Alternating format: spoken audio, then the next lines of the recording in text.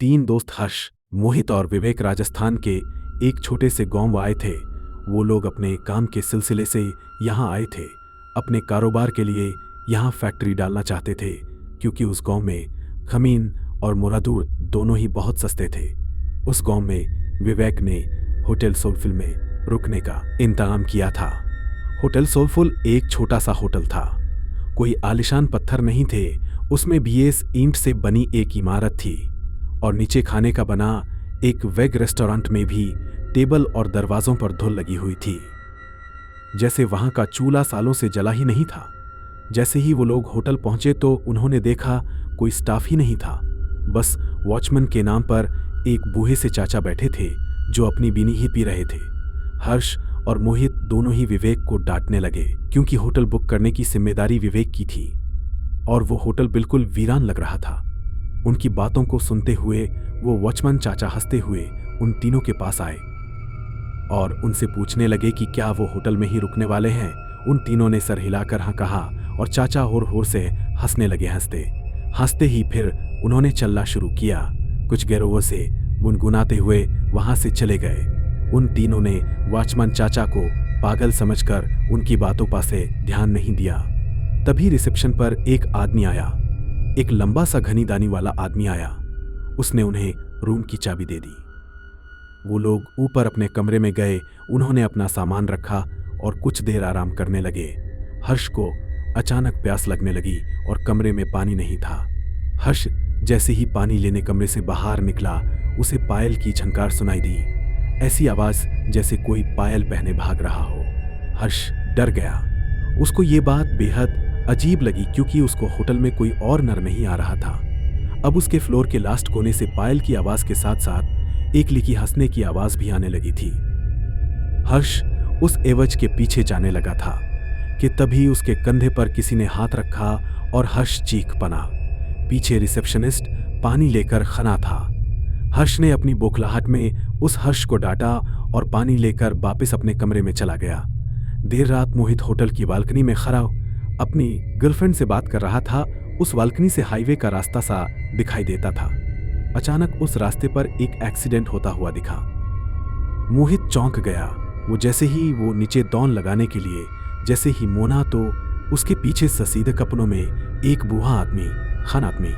उस आदमी की लंबी सी सफेद दाढ़ी और चेहरे पर ढेर सारी झुर्रियां थी। मोहित उस आदमी को देखकर घबरा गया था, क्योंकि वो आदमी सिर्फ हाईवे की तरफ देखकर मुस्कुरा रहा था। से उसने मोहित को देखा और उसने हंसना बंद कर दिया। वो आदमी जैसे ही मोहित की ओर चला, मोहित डरकर अपने कमरे में आ गया। कमरे में आकर जब मोहित ने खिड़की से जब हाईवे पर देखा तो वहां कोई एक्सीडेंट नहीं हुआ था। अगले दिन तीनों फैक्ट्री की साइट देखने निकले, लेकिन गानी शुरू होकर थोड़ा आगे ही बनी थी तभी बंद हो गई। साइट पर जाने के लिए कोई बस या सवारी भी नहीं थी। तो उन तीनों ने रिसेप्शनिस्ट को कॉल करके पूछा, तो उसके कहने पर एक मैकेनिक को बुलाया। 3 घंटे बाद जब मैकेनिक आया तो उसने गानी का देर तक देखने के बाद की गानी को वर्कशॉप पर ले जाना पर गेगा। वो तीनों मैकेनिक के साथ ही उसकी गानी में चले गए और साइट पर उतर गए। साइट देखते देखते शाम हो गई थी। उनको मैकेनिक का कॉल आया कि उनकी गानी पूरी तरह से बिगड़ चुकी है और वो कब तक बनेगी कहा नहीं जा सकता। अब उन्होंने वापस जाने के लिए एक ट्रक वाले से बात की और उस ट्रक वाले को होटल पर खाना खाने का लालच दिया। लेकिन जब उन्होंने उस ट्रक वाले के सामने होटल सिख पाब, तब वो ट्रक वाला बेहद घबरा गया। उस ट्रक वाले ने उन्हें बताया कि उस होटल में भूतों का बसेरा है। उसने कहा कि होटल सोलफुल एक कब्रिस्तान के ऊपर बनाया गया था।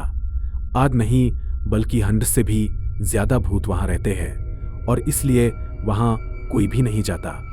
हर्ष और मोहित के साथ हुए हादसों ने उन्हें सोचने पर मजबूर तो किया, पर विवेक भूत प्रेत ऐसी चीजों में नहीं मानता था। उसने ये बात रफा दफा कर दी और ट्रक ड्राइवर से कहा कि वो उन्हें होटल से थोड़ा दूर ही उतार दे। बहुत मनाने के बाद वो ट्रक वाला मान गया और वो तीनों जैसे तैसे होटल पहुंचे। देर रात हो चुकी थी और तीनों कमरे में आराम कर रहे थे। विवेक भी लेटे लेटे अपने उनसे खींची फोटो देख रहा था, लेकिन अचानक वो उठकर बैठ गया। ऐसा लग रहा था जैसे उसके होश ही उन तोड़ गए हों। उनकी तस्वीरों में उनके ही कमरे में बहुत सारे बच्चे दिखाई दे रहे थे। वो बच्चे शायद उस होटल में बसे भूत ही थे। विवेक का पूरा शरीर ठंडा पड़ गया। उसने हर्ष और मोहित को जब फोटोज के बारे में बताया तो वो तीनों बहुत घबरा गए। वो उस होटल के रिसेप्शनिस्ट को ढूंढते हुए नीचे आए, लेकिन उस आदमी का नामो निशान ही नहीं था। वहां उन्हें वो बूढ़े चाचा बैठे हुए मिले। उन्होंने ये सब उस बूढ़ी चाचा को बताया तो उस बूढ़े चाचा ने हंसते हुए कहा कि जब वो होटल के अंदर आए थे तो 4 आत्माएं थे उनकी गानी के ऊपर बैठी हुई थी। उन्होंने बताया कि होटल सोलफुल में पिछले 20 साल से भूतों का बसेरा है। जब से होटल बना था तब से यहाँ के भूत होटल में आने वाले को हिंदा वापस जाने नहीं देते। किसी के एक्सीडेंट करा देते हैं तो किसी को आत्महत्या करने पर मजबूर कर देते हैं।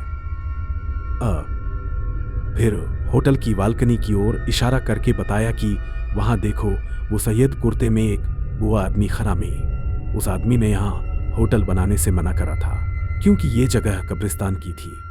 लेकिन कुछ महीनों बाद होटल के सामने वाली रोड पर एक्सीडेंट से उस आदमी की मौत हो गई थी और आखिर में उसने बताया कि उनकी गानी ठीक नहीं होने वाली। वो गानी अपने साथ कई साल ले गई थी। होटल में रहने वाले उन बच्चों की आत्माओं को वो गानी पसंद आ गई थी और शायद इसीलिए वो तीनों अभी तक हिंदा भी थे। उस बूढ़े आदमी ने उन तीनों से अपनी जान बचाकर भागने को कहा। ये सब बातें सुनकर उन तीनों के पसीने छूट गए। उन्होंने फैसला किया कि वो तीनों अभी के अभी इस होटल से निकल जाएंगे। वो तीनों अपना सामान लेकर निकल ही रहे थे कि तभी उन्हें वो रिसेप्शनिस्ट मिला। वो तीनों उसे धक्का मार के वहां से तेजी से भागे। हाईवे पर आकर वो तीनों जा रही गानी से लिफ्ट मांगने लगे, लेकिन कोई गानी वाली का नाम ही नहीं ले रही थी। तभी वो रिसेप्शनिस्ट भागते हुए उनके पास आया और उनसे पूछा कि वो लोग भाग क्यों रहे थे। रिसेप्शनिस्ट उन्हें वापस होटल में वापस आने के लिए कहने लगा और अचानक से हवा के झोंके से उसका मफलर उन्हा और उन तीनों को उसके गले में फांसी के फंदे का निशान दिखाई दिया। उन तीनों के पैरों तले खमीन खिसक गई थी। वो समझ गए थे कि यहाँ सभी मर चुके हैं और कोई भी हिंदा नहीं है। तीनों डर के मारे हाईवे के रास्ते पर भागने लगे थे। भागते भागते जब कुछ दूर पहुंच गए तो उन्होंने पीछे मुड़कर देखा। हवा में कई भूत उस होटल के चक्कर लगा रहे थे और बाहर खड़े वो रिसेप्शनिस्ट और बूढ़ा आदमी उन्हें देखकर अजीब तरह मुस्कुरा रहे थे। उस होटल के बारे में बात करने से वो तीनों आज भी घबराते हैं। उनकी जान तो बच गई थी, पर ये जिंदगी भर के लिए उनके मन में डर बैठ गया था। अगर मेरी ये कहानी आपको पसंद आई हो तो कमेंट शेयर जरूर करें।